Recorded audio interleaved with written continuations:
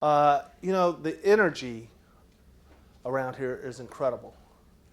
And that energy, you can just tell, comes from a dynamic student body and an engaged faculty. And I really appreciate the opportunity to spend some time with you today. I want to talk a little bit about social enterprise, a little bit about Goodwill, tell you how Goodwill fits into that space, a little bit about why I'm a part of Goodwill, and hopefully share a few thoughts and perspectives that might help all of you kind of think differently. Think differently about yourselves, about your careers, and about the way that you think you can have an impact on the world that you choose to be a part of as you move forward throughout your lives. So thinking differently, I think, is always key. And I think the world of social enterprise gives me that opportunity and that challenge to do that every day. But first, let me just give you kind of the headlines about Goodwill. And all of you in here, well, raise your hand if you've heard of Goodwill. Wow. Okay, raise your hand if you or your family have cleaned out a closet or a garage and donated to Goodwill. Yes. So consider this your shareholders meeting. Because that's what Goodwill is all about. It's about the community. We don't exist for ourselves. We exist for the communities that we're a part of. But we use an extraordinary model to do that. And some say that we're probably the original social enterprise. Back in 1902, when our founder, Reverend Edgar Helms, founded Goodwill, really utilizing this hand up versus a hand out approach. But today's Goodwill, you know us by those 2,700 stores. But what you may not know is that we serve more than 4 million people a year. And we employ more than 105,000 team members throughout the Goodwill network. And that we place 200,000 people a year into jobs with employers, with 100,000 employers throughout the country and the communities we serve every year. And that our revenues this year will land on about $5 billion. So that model, that social enterprise model, really does find that sweet spot of intersecting caring and enterprise to empower people and build communities that work. And when we think about that, and we think about those big numbers, and we think about community, it's pretty powerful, especially to the MBA students and the business students in the room. But I think we have students from all over campus, and we probably have some students who are in social services, who are in very heavily oriented serving people categories. And what we might all learn from them is that the math is great, but it's about the individual. It's about that individual or that person over there or that young man who found himself on the wrong side of the law and wants to make right and be a contributor, to be a maker, not a taker. Or the young woman who has a couple of kids, is single, and doesn't have a high school degree. Or the young person who has never worked and is really overcoming the challenges that they face with whatever severe disability they might be challenged with. It's each individual that builds up to those big numbers. So let me show you a quick video just to set the stage here and tell you one story about a friend of mine. His name's Jim as well. He's from Portland, Oregon. And I'll show you this story and then I'll go into my remarks. So Warren, if we can roll this.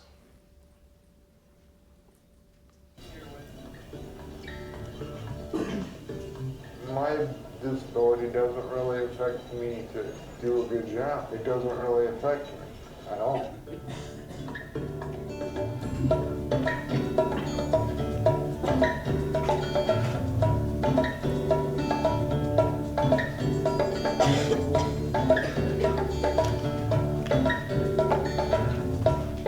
I've been at Goodwill for 10 years now. I basically want to get treated just like everybody else. I'm faster at pulling clothes than anything else. That's pretty much my favorite thing. Jim has mild quadriplegia, and he has a seizure disorder. He has cognitive delays, and Jim is legally blind. When our mother passed away, Jim was 11 years old. When Jim went to school, it was the days of segregation of abled and disabled children. I was teased and treated pretty poorly, and I didn't like it. The experts told us that Jim should be institutionalized, or that he could never enjoy any of the normal things that a regular human being enjoys. I believed that they didn't know what they were talking about. I always hoped that Jim could have the fun of succeeding. He deserved to. We tried many avenues to get him into jobs. He knew he wanted to be involved in life, but he didn't know how to get there. Jim was a spectator of life.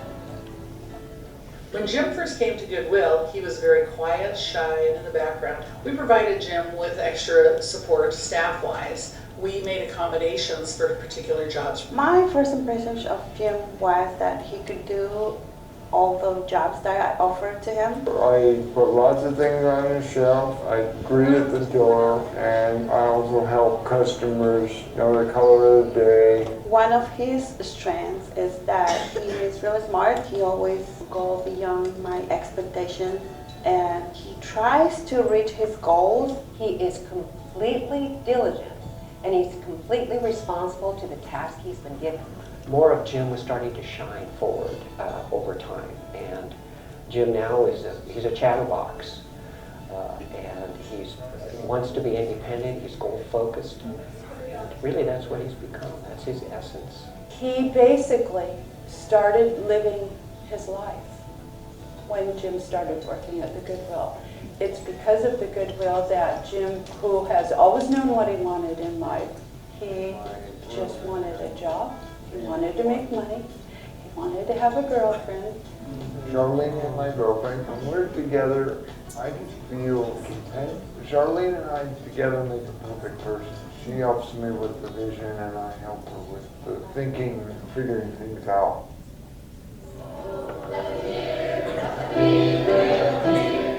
When I was young, I wanted to be a singer. When I sing, it just makes me feel happy. I feel like my own world, pretty much.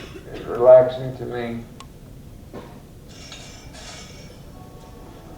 I think Jim's key to success is his can-do attitude. He never lets his disability get in the way of being able to do something. I got started running when I did the home program for neurologically organization to fix up here, which is my brain. I have run 3 marathons in my life, 26 miles, 3 times. I think the biggest lesson that Jim has taught people is heart. You have to have a deep heart in order to keep trying against words from people, barriers of any sort. Our CEO, Michael Miller, describes Jim Barnett as a compelling role model whose determination, strength of character is nothing short of heroic. I'd tell an employer to have a little more faith in people like myself. They might end up with really good co-workers. To the Goodwill, I say thank you for giving Jim a life that is not lived on the sidelines.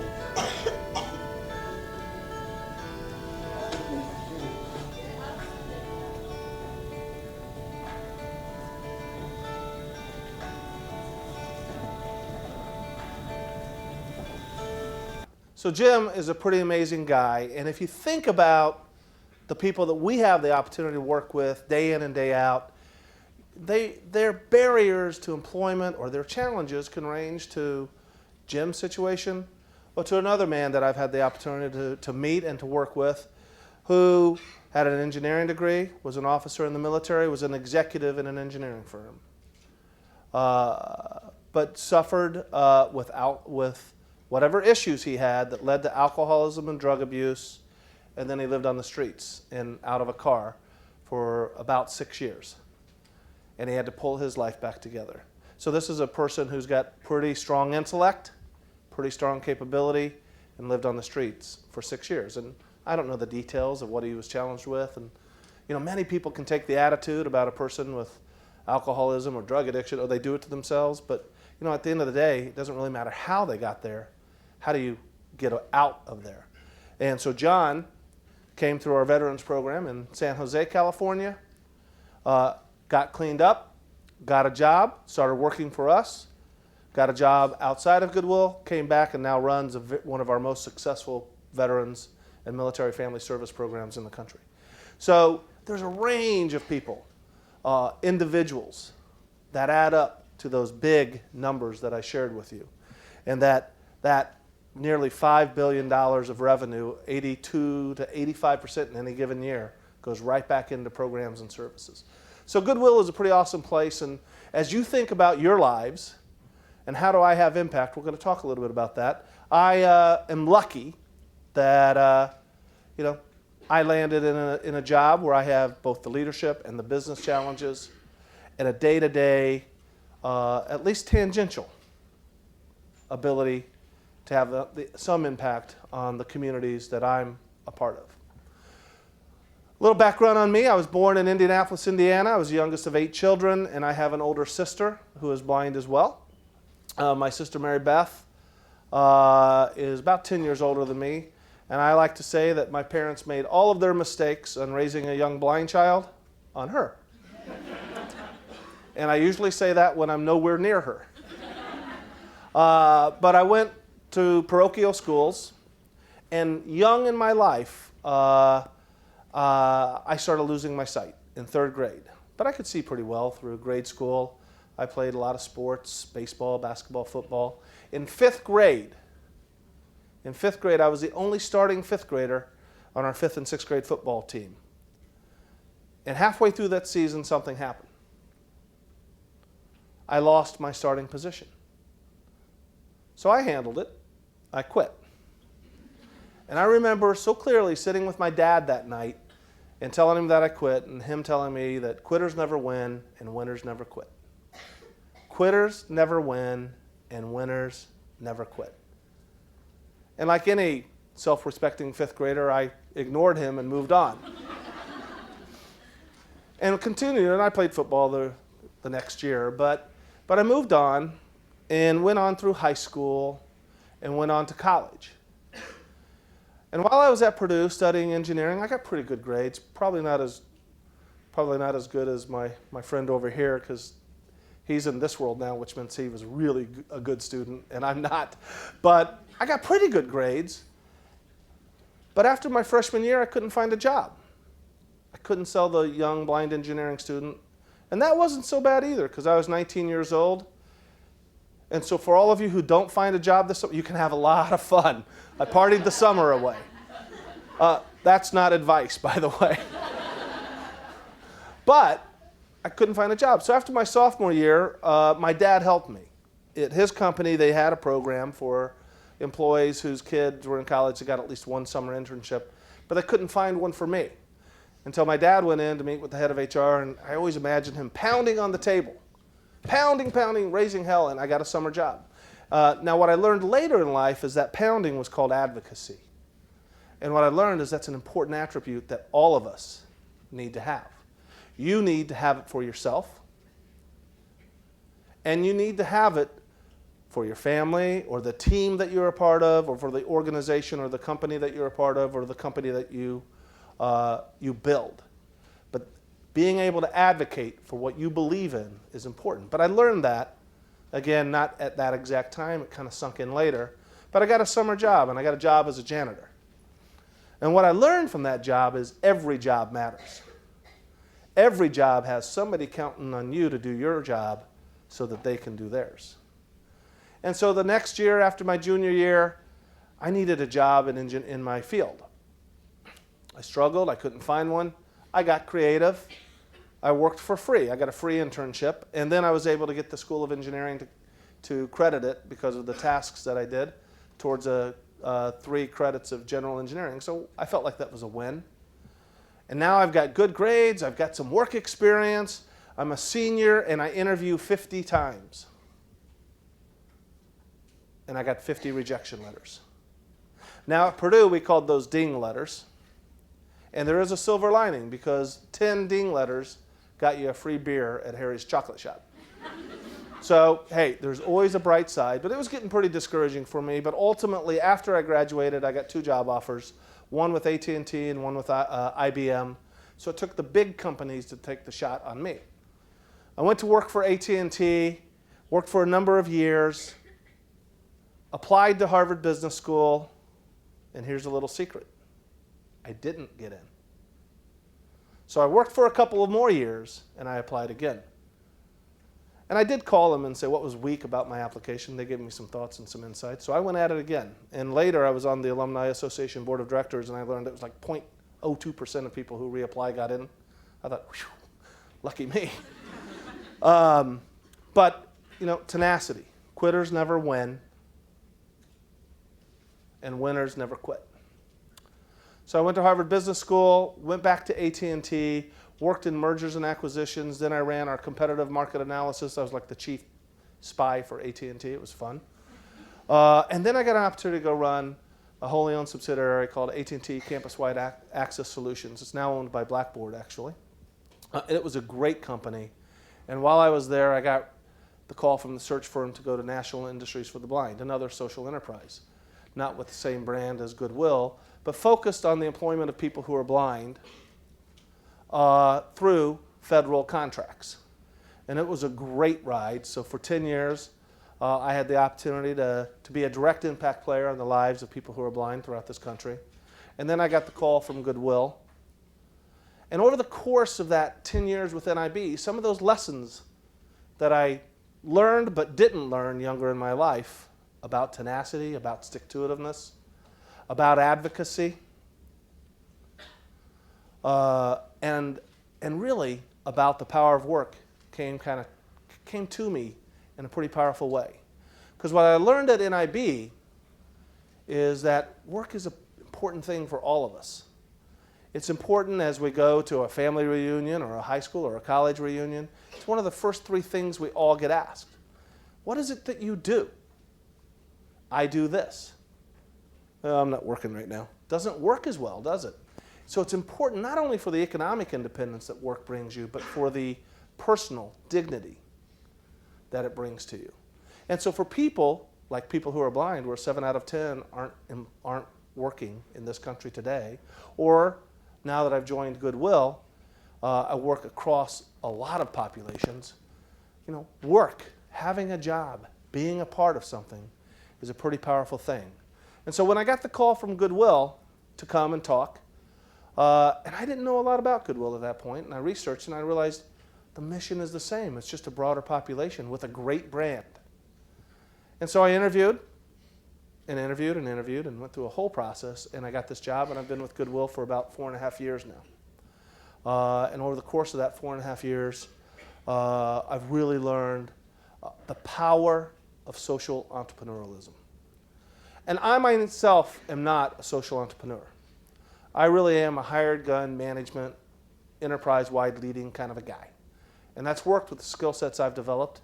Maybe someday I can do something that I consider really entrepreneurial. But I work with hundreds of entrepreneurs throughout the Goodwill network. And each Goodwill of those 165 Goodwills in the United States and Canada and in the 13 other countries where we have presence has a leader that is an innovator, that collaborates within their communities, that puts people first and is passionate about the Goodwill mission. And through all of those attributes, they have the ability to take that entrepreneurial spirit and turn it into a business enterprise that has extraordinary social impact in our field, which is really generally revolving around workforce development, creating employment, but then we surround those jobs and those people that we serve with the tools and the support for them to find their success. And that's what I think my parents did for me. You know, my dad and mom, they had high expectations of me, and then they surrounded me with the tools and the support and the love for me to find success.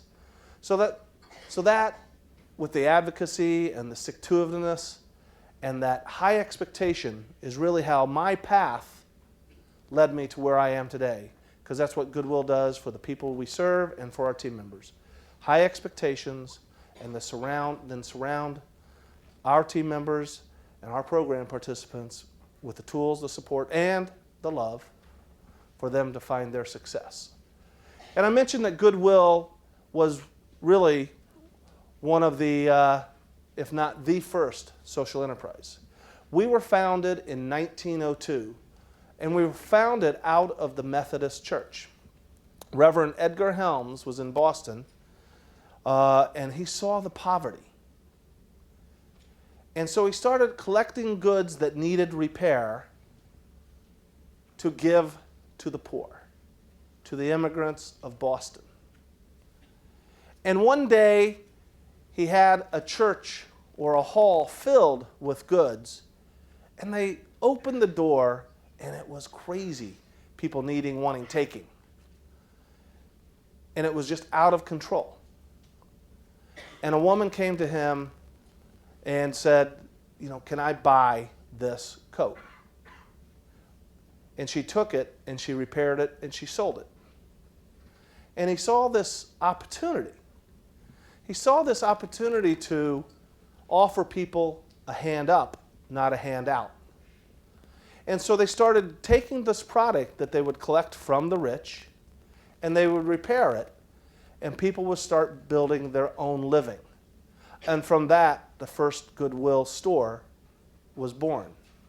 And throughout his life, he went around the country to get Goodwill started everywhere. And in about the 1950s or late 40s, he drove the Goodwill network from being a faith-based organization to being a secular organization, because he felt like the reach would be greater and would not be as limited to be tied specifically to a church, to reach broader into the communities. And so today we operate within communities all around this country, in Canada and again in 13 other countries. And it really did start by the vision and by the work of this one man.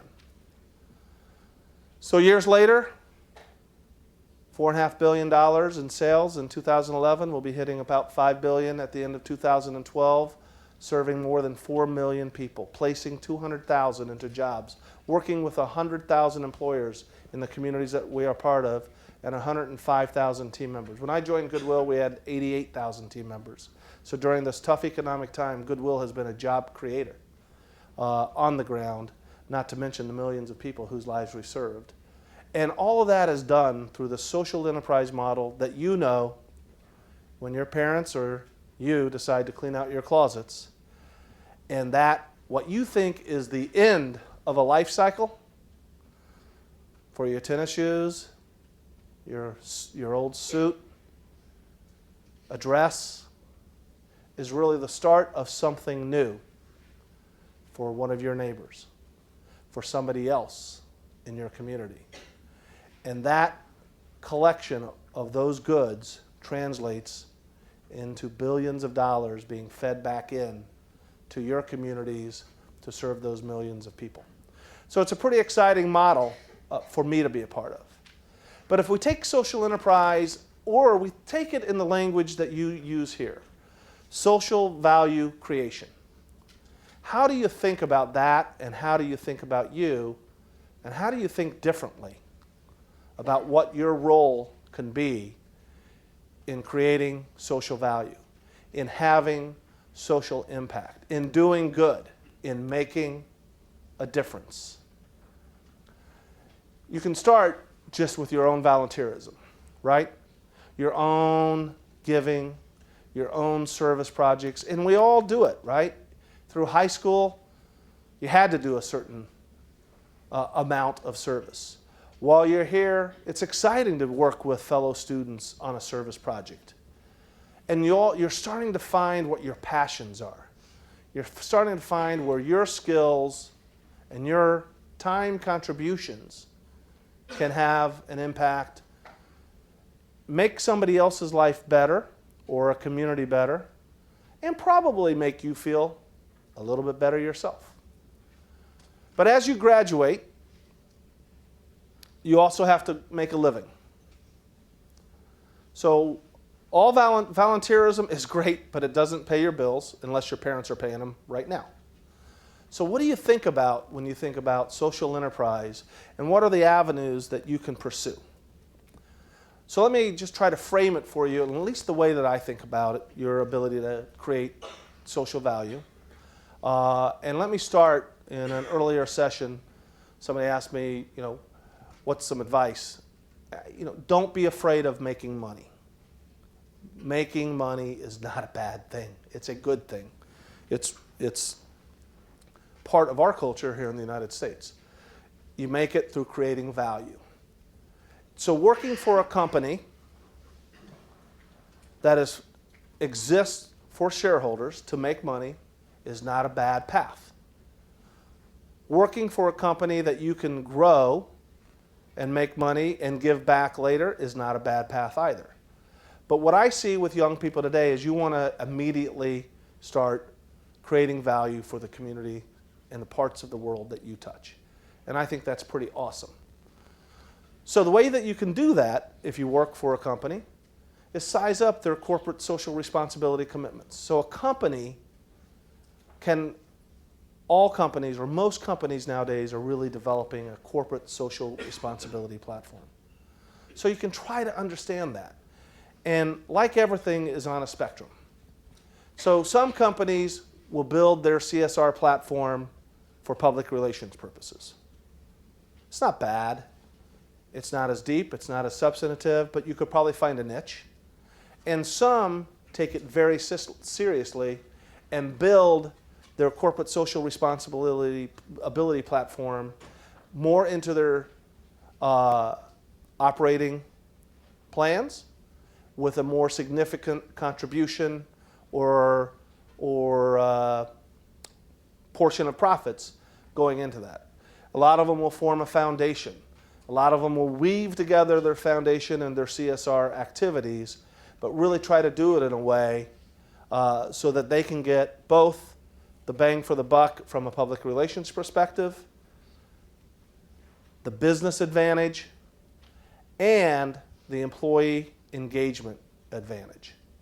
So that's an important part of a corporate social responsibility platform for many companies, because they have team members that want to be a part of a company that has some social impact beyond just the business.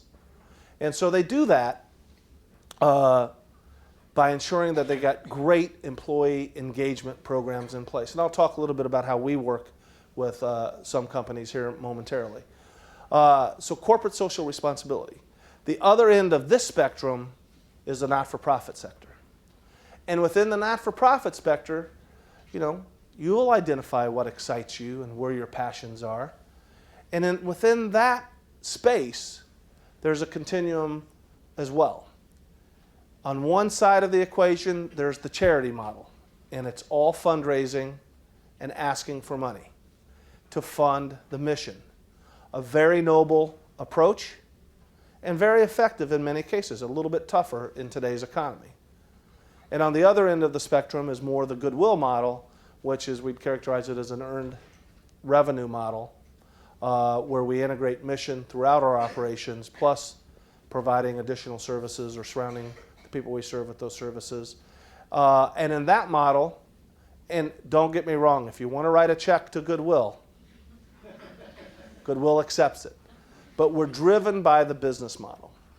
And for us, that's allowed us to stand out even in this tough economic time, because for 100 plus years, we've been driven by a marketplace.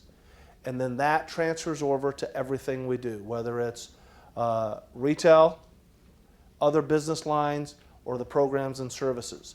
We treat our program participants like customers. We try to understand what their needs are. We don't do it to them. We offer a service to them with their input and their insight based on their needs. So those are avenues you can pursue within the social the social impact space.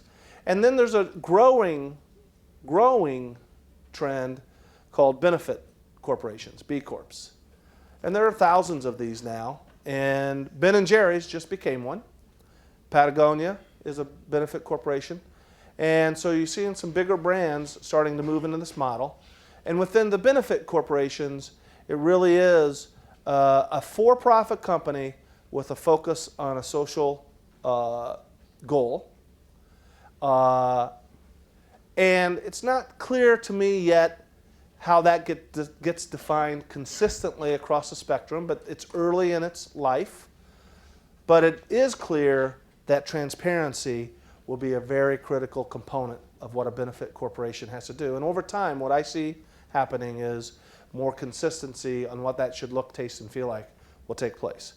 So what you see is the spectrum of opportunities for you as you start figuring out what your passions are, what excites you, where your skills are, and what level of degree you want to kind of create your life around social impact. And so when you think about creating your life, what I'd like to encourage you to do is think about yourself as a brand, a leadership brand. And what does that mean to you? So at Goodwill, we have a brand platform that is not our marketing language, but it's our internal language so that we live it, breathe it, and deliver it.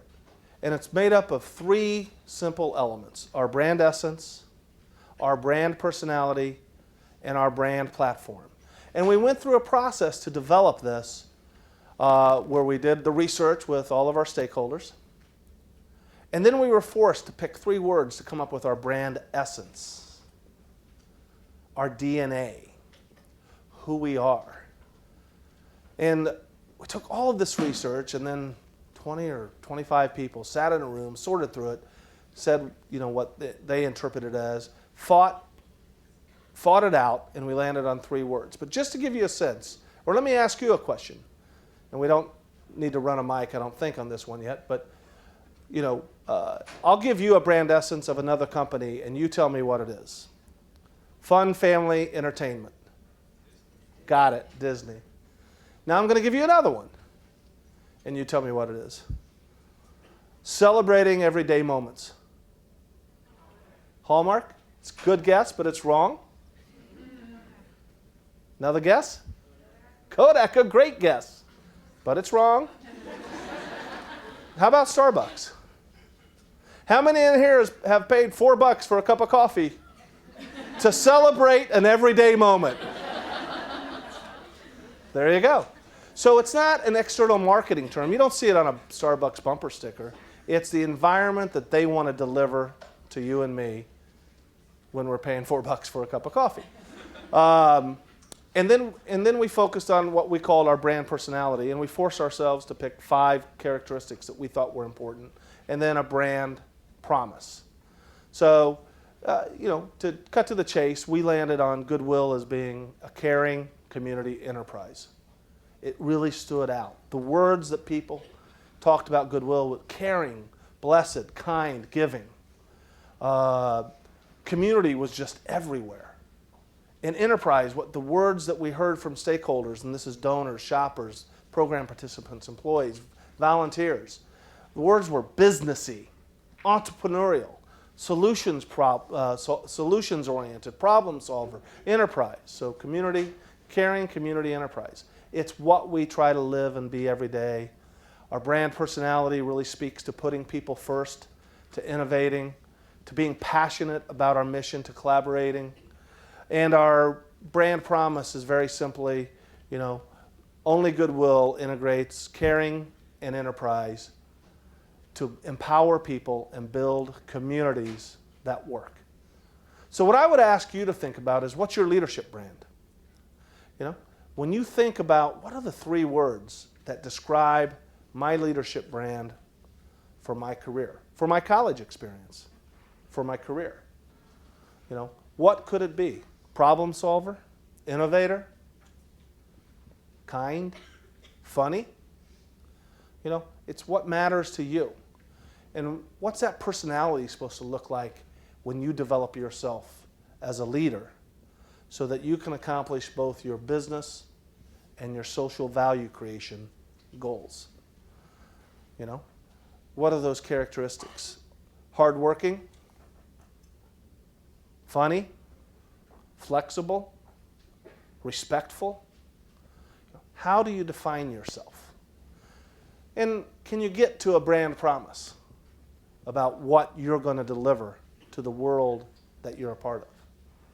Because I think thinking that way will help you establish your base of operation if you indeed are not only going to have a successful career, but an impactful career in terms of the lives and the people and the communities that you're a part of.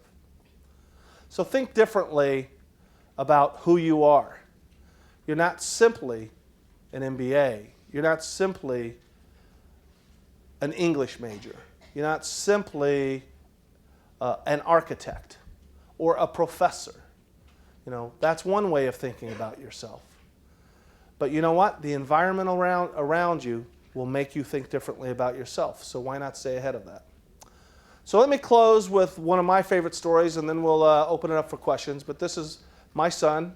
He's some of your ages now. He's 18. He's a freshman in college. But when he was 8 years old, he loved baseball. He ate, drank, slept baseball. He always had a ball or a bat or a mitt in his hand. Now, he hung that up later and played lacrosse. And now he just does what freshmen in college does. He does ultimate frisbee. But when he was 8 years old, it was all about baseball. And we were in the backyard, and he said, "Daddy, I'm the world's greatest hitter." And he had the ball and the bat. And I said, "Yeah, Thomas?" And he throws the ball up, and I hear him grunt and swing, and he missed, and he yells up to me on the deck. He says, "Daddy, strike one." And so he picks the ball up a second time, and I could feel him focused and concentrating. And he throws the ball up, and he swings, and I can tell he's facing the house, and I'm waiting for the window to crash, and he whiffed. And he said, "Strike two, Daddy."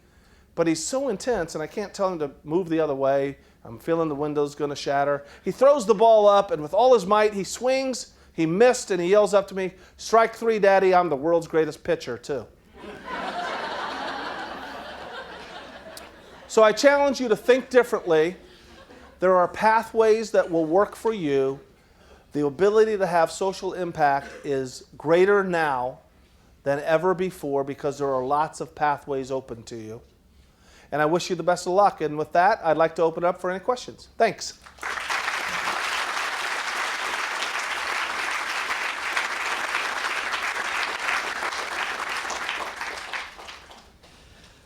Howdy, I'm Alex Mechelitis. I'm a second-year MBA here at the Smith School. And I was curious, how does Goodwill measure success? Obviously, you have some things that some aspects that look like a traditional for-profit, and some that are very, very different. So, what do you measure at the local level, at the national level, and how do you figure out how you're doing? We measure everything. Our strategic plan really calls for, if I lay it out quickly for you, it's about strengthening our mission. We measure that by people served, people placed, and then people credentialed. And we're not even happy with those measurements, but they're things we can track right now. And now we're also evaluating different methodologies to be able to talk about economic impact, social impact, and environmental impact. So economic impact will be for every job that we create or place a person into. What we're working on, we'll be able to then translate that into an economic impact for the community. The social impact may be in these levels of services, which, the challenge we have with even numbers of people served, I use it a lot, and it sounds good when I tell you that we served 4 million people. But if you train somebody and they don't get a job, is it effective? So we really want to improve our efficacy, but you measure until you measure better. Environmental impact, we have a lot of work going in terms of carbon footprint, but our biggest measure is we track what we divert from landfills. It has the greatest environmental impact of anything that we can do, no matter how green we build our buildings. and we divert more than 2 billion pounds a year from landfills every year. Business measures, we focus on revenue and then basically profitability, but we look at it holistically. So we have revenue targets every year, and that's our enterprise-wide and at each local level. And then we have effectiveness at the business line level, but we really look to make sure that we're reinvesting into the community. So you don't want to just drive profitability, you want it to be really, we try to operate at margins that allow for the greatest service delivery that we can deliver. And then our other strategy elements really revolve around the brand, public policy, and leadership development, which really have more initiatives tied to them with milestones and measurements tied to each of those. So generally speaking, we're a pretty good test laboratory for communities in terms of the level of data that we can collect. And then everything I just said, there's indicators and levels of data underneath all of those. Thank you. Mm-hmm. Hi, my name is Lauren Kessner. I'm an undergraduate finance major, and I was hoping that you could talk briefly about Goodwill's collaboration with other social enterprises or local nonprofits to support those with barriers to employment. Excellent. So the way the Goodwill model is organized, and this is really important. So each Goodwill has its own autonomous board of directors. So my job as the president and CEO of Goodwill Industries International is one of leadership to all of the Goodwills, one of service to all of the Goodwills, and one of accountability to what we deliver, and one that doesn't have responsibility for how it gets delivered. Because how it's delivered at the local level is really owned by that local board of directors. So it's a leadership model that is not a command and control model. So I and my team, some of whom are here today, and one is a social innovation fellow from Maryland here. Jenna is in the audience. Our team is there to lead, to develop strategy, to listen to the members, because we're not smart enough to figure it all out. We listen to all of our members, and then we filter and synthesize and then feed it back to them in a way that it's probably a little to a lot better, but they're hearing their thoughts in what we feed back to drive the strategy to achieve our goals. So collaboration is a very important element of everything we do. So when it comes to collaborating at the national level, we work with all of the national partnerships. And then at the local level, each Goodwill will collaborate with the government sector. We really use a tri-sector approach, right? The business sector, the government sector, and the not-for-profit sector. And so, just today I was talking with a Goodwill in Wisconsin, CEO, about this. And they collaborate in every way, from referrals to organizations that have capabilities. We don't want to build capabilities that another not-for-profit delivers in the service space in that community. They also, because they have a strong balance sheet, fund programs for other not-for-profits. They've absorbed 12 not-for-profits that were going under because they had the capacity to do that, and those not-for-profits weren't able to sustain themselves, but the service for that community was important. And they provide a lot of the funding would be so that the organization struggling a little bit. It's not a bridge loan because it's more of a give, but they work with them in that economic level. So it's every level of referral and handoffs to economic support to absorption to partnership. And then some Goodwills, because we have this autonomous structure, can operate a little bit more isolated. And we're working really hard to really create a culture that when Goodwills get caught up in that. Because if you can imagine you have a strong business model, you can let yourself get isolated. You still could be doing a great job for the people you're serving, but your reach is so much greater if you collaborate effectively with the other sectors of your community. And when it comes to placements, it's really the hiring community. I always say business community, but it's businesses, not-for-profits, educational institutions. Everybody who's hiring, we work with to make that happen. And we have probably our newest and one of my favorite initiatives is with the Community College Network, where if you look at the capabilities of community colleges and Goodwills, you really look at the pros and the cons, or the strengths and the weaknesses. They really complement each other. And so we have a real movement within our movement with community colleges. Does that answer your question? Yeah. Thanks. Got one over here. Sure. My name is Tita Brett. I'm an alum from the Smith School. My area was marketing. My question is, one area of building the brand is online.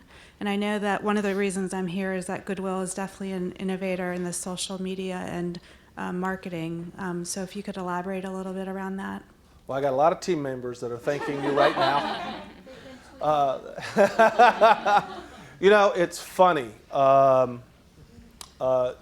I joined Goodwill 4 years ago, and there are people in this room that were really pushing me, to get on Facebook. And I do tweet, J.D. Gibbons, J.D. Gibbons.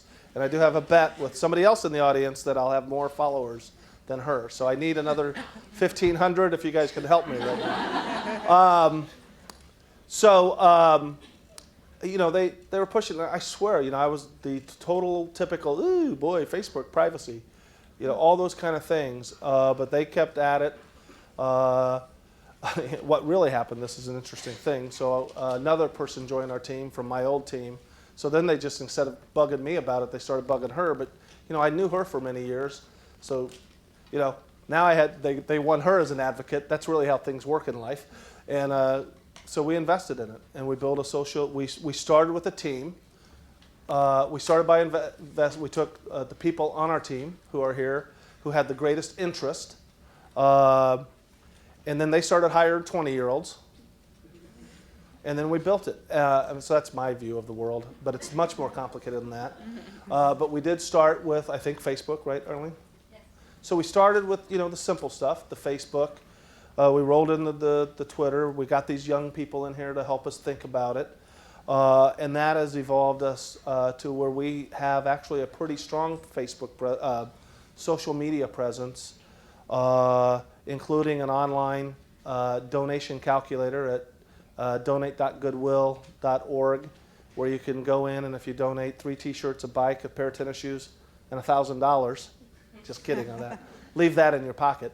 It will translate into what that means in services for your community. So all that has happened over the course of the last 2 years, 2.5, 3 years.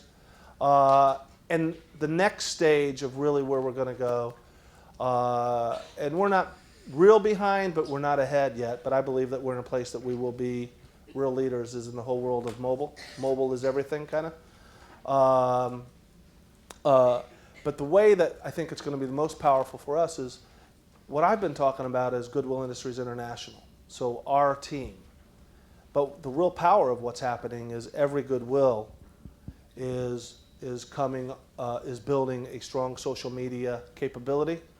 And if you look at us and you look at our structure, what you've never seen from us until this coming spring is a national advertising campaign. Everything has been local at the television advertising. We are partnering with the Ad Council, and we'll be launching a program because the whole area of job creation is so important to our country right now. But our bigger strategy for national advertising, marketing, communications is social media. And if you think about our structure where we're hyper-local, that hyper-local is about a dialogue not between me and a person in California, but between a person in Towson and a person in Baltimore. That's it. That's the power. So we have the ability to develop a national campaign that drives to a local conversation facilitated by feet on the ground. So it's a pretty powerful thing for us, and we're really excited about it.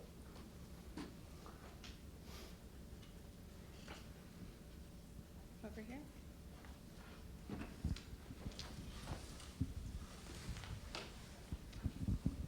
Good evening. My name is Rochelle Malumba. I currently intern at a community foundation here in the county, and I'm also a part of Ashoka Turk Changemakers, which advocates for social enterprise as well. My question is, in this time of economic uncertainty where nonprofits and grant-making organizations are scrambling for funds, do you think that it's also time for nonprofits to think about how they structure themselves and how they maybe employ some sort of revenue-generating element as Goodwill has, or is that too much to ask for nonprofits at this time? I tell you, the speaker, I don't know where everybody's asking the questions from, but the speaker's over there. So I got this feeling somebody's there, but I'm hearing them over there, and I'm struggling not to look over there. So I don't know where you were, Rochelle, but where are you? Okay. Okay. You might have seen me like struggling here. But, the not-for-profit sector, it's an interesting one. I haven't really formed my full perspective on this. What I do know is when it comes to serving a community, you can't just think like the most efficient model from a business perspective. We're very efficient with our business and with our service. Probably, we've got to be kind of right up there with the top of the crowd. But we also have 158 Goodwills in the United States, 8 in Canada. That means 158 local CEOs, CFOs, or depending on the size of the organization. We have those different markets. It's real easy to say, let's just do it all with one. But I can tell you right now that Jim Gibbons, and I got really smart people in this room with me and at the GII offices, were not smart enough to figure out what Jim Barnett, who you were introduced to in Portland, Oregon, needs. We're not that good. So it's a double-edged sword for us. So we think that the pros far outweigh the ultimate inefficiencies. And we think that we're pretty efficient. But what the not-for-profit sector, what I see happening with, there's thousands of not-for-profits shutting down during this economic time. But there were tens of thousands popping up, before that. So I think there'll be a little bit of a cleansing right now. And then I think the ones that remain have to learn how to think differently. We have to think differently. The gentleman I was talking with today, that I was sharing, our conversation was about, given that we have a strong model, is it incumbent on us? Do we partner at what levels? And this particular Goodwill helps to fund other programming. There is no not-for-profit that he views as a competitor. He views them all as collaborators. That's not how every Goodwill would think. But structurally, I think changes have to take place. And what I'm interested in understanding and following as these B corporations as that movement takes place. Because, as I mentioned, there's a great deal of transparency, but it's a little bit harder for me to understand what all the standards are going to be yet. And, there will probably be some gray areas of abuse that you find out the hard way before it gets reined in to be managed, the way that the community thinks is important in those particular models. But I think that there will be an evolution of structure. What I've seen, and I can't document this, is with the wealth that was created through the .com era, lots of people create individual wealth. And then they create their own foundation and their own not-for-profit. I think that led to a lot of inefficiency, and that was all as heavily driven by, some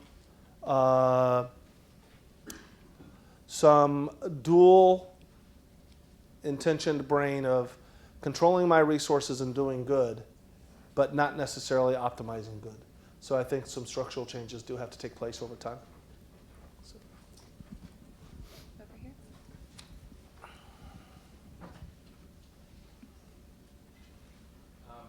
Hi, Mr. Gibbons. My name is Austin. I'm a third-year business student at the Smith School, and some friends and I are actually starting a net impact chapter here because we believe that You can be personally and financially successful and have a real social impact. But I want to make sure I'm telling people in the school the right thing. So what skills or what kind of experiences does a CEO of a social enterprise really need to be successful? So what kind of business student from now to 20 years later, what kind of experiences should they get so they're fit for being someone like you? I think you can take a pretty traditional MBA type program or business school program, and you need all of those. You know, what I don't get involved with is the Wall Street investor relations to a great degree, but I was telling a group earlier that we actually are working with a lot of foundations in an investment model approach. So we'll be doing some of that.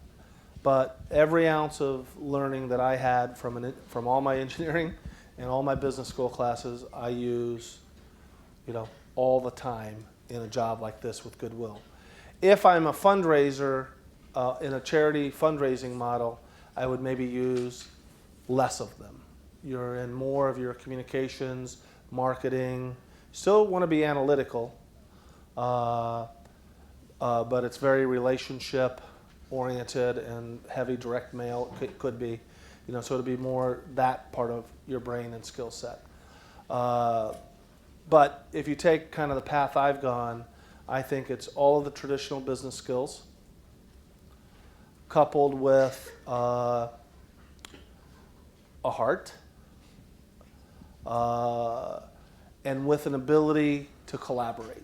I think part of the difference is the collaborating skills. You've got to set your ego aside a lot more. You've got to not reinvent the wheel. It's not a control game to be a monopoly. It really is your priorities have to be set for what's right for the community that you're serving. So all of the fundamental skills are very similar and are very important. But they have to have an overlay of collaboration, community mindedness, and priority setting that I think is really the key. And as I said earlier, you know, making money is not a bad thing. Get a great job. You know, one of the challenges and why a lot of people, I think, you know, young people go start their own thing is because even organizations like Goodwill, as good as we can be, we're not that great at somebody right out of college. And part of that is this disparate structure we have. If we were all one, we'd be better at it, but we're not. So, you know, going to Goldman Sachs and making big money for 8 years and then transitioning is not a bad path, if you ask me. I got a lot of friends that have done it, and they have great social impact now. So, you know, there are lots of pathways for you. Thank you. During the economic downturn, that Goodwill actually created more jobs. But it's like that may be because those people who have they were being helped before, and now they lost their jobs and they're looking for your help again. Yeah. We do, and we don't. Isn't that like a Tim McGraw song or something like that? But I do, but I don't. We do, and in many cases, especially when you're working with a program participant to place them in a job, you track that person from anywhere from 6 to 18 months. So when you have that hard transactional connection, it's easy. When you're working with somebody at another service level and then they find a job, but it's up to them, you know, you're not on the heavy caseload management, it's a little bit tougher. So when we're talking about the couple of 100,000 that we place, we do track those. We have some programs in place where people who we serve become kind of members for life. That is not something that has been replicated because I think people find a lot of challenges with what the value in that data has been, because it does really require the individual to kind of keep the relationship alive with the Goodwill. And that's been a tough nut for us to crack. So the answer is yes, the deeper the services that we provide, it's tougher, the more lighter the touch of the service. And we have a range. We track everything, our service contacts, our service deliveries by three levels of intensity, with the highest intensity being, you know, the longer term case management approach, and the lowest level would be interaction where you gotta know the name and contact information of a person. You know, it can't just be somebody that drives by the office and says, "I'd like help." You know, so you gotta, you know, connect into that. So we try to track it at every level so that we can measure the best that we can. But I would put us at a, you know, relative to many others, we're really high. Relative to where we really should be, we're very mediocre probably.